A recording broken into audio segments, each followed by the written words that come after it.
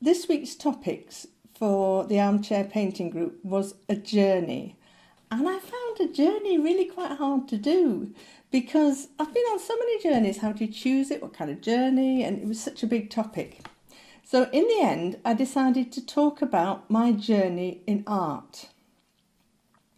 And I got out a load of pictures from when I first started painting, and it really set me thinking because those paintings were nearly all done between the ages of 15 and 25, 26.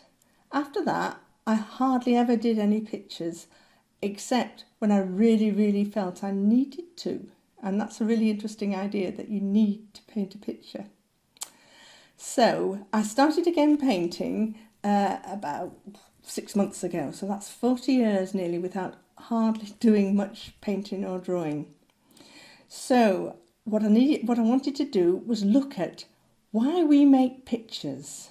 Why is it that human beings from the dawn of time have sat down and tried to portray their feelings, their ideas, the world in images? What's going on there?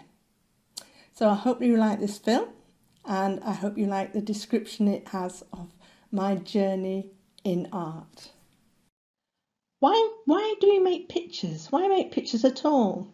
This is an exploration of the human urge to create images. We've been doing this since the dawn of time, human beings, but why do we do it? Well, you might be learning and practicing drawing techniques. That might be why you're doing pictures. But there is much more to art than just making recognizable images. By copying photos of human beings, I've learnt how we communicate without words. The same would happen if we copied photos of animals. We learn loads about non-verbal communication through copying photos and just looking at how people hold themselves, their expressions.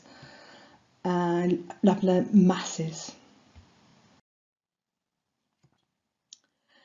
When you've experienced a traumatic event and when you've been made yourself to feel vulnerable, I've found that you can re-empower yourself by drawing the event. So this drawing here is one that I drew while I was in labour, giving birth to one of my children. And I drew it in between contractions to give me some feeling of control over the process. And this picture here is a drawing of me on the pavement after an accident. I was knocked off my bicycle and somebody opened a car door and I'm lying on the pavement. And to my embarrassment, a small crowd gathered round while I was shrieking in pain and they rang for an ambulance.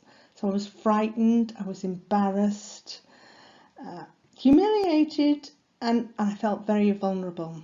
So I drew the picture of that. After a loss, a painting may help you find ways to give yourself hope. This first painting here, it's got a ring in it which is all distorted and various glass bottles and drops.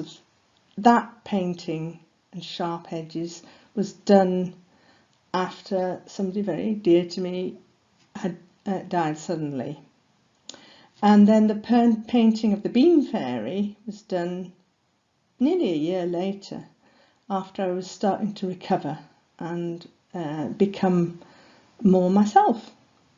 So a painting can help you find ways to give yourself hope, help you to deal with life's events. This drawing was done in a place in the Lake District. And I did it because I went there to try and process something that had happened in my life.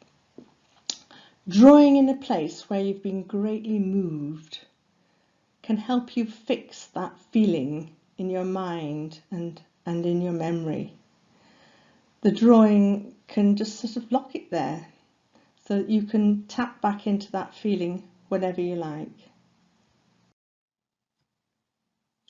Now this painting was done outside at Robin Hood's Bay, and I drew it with watercolour crayons when I was sitting on the beachfront and a small crowd gathered round.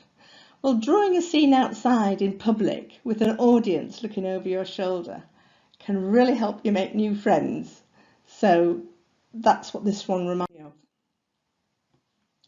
And finally, my beloved saxophone. Drawing things that are important to you can help you work out who and what you love. I've learnt that improving your skills is a good thing to do, and I've been working on my skills in painting and drawing recently. But I've also learned it's even better to let art come into your life and help you on life's journey. Thank you for watching. This was a film produced for the Armchair Painting Group. Thank you.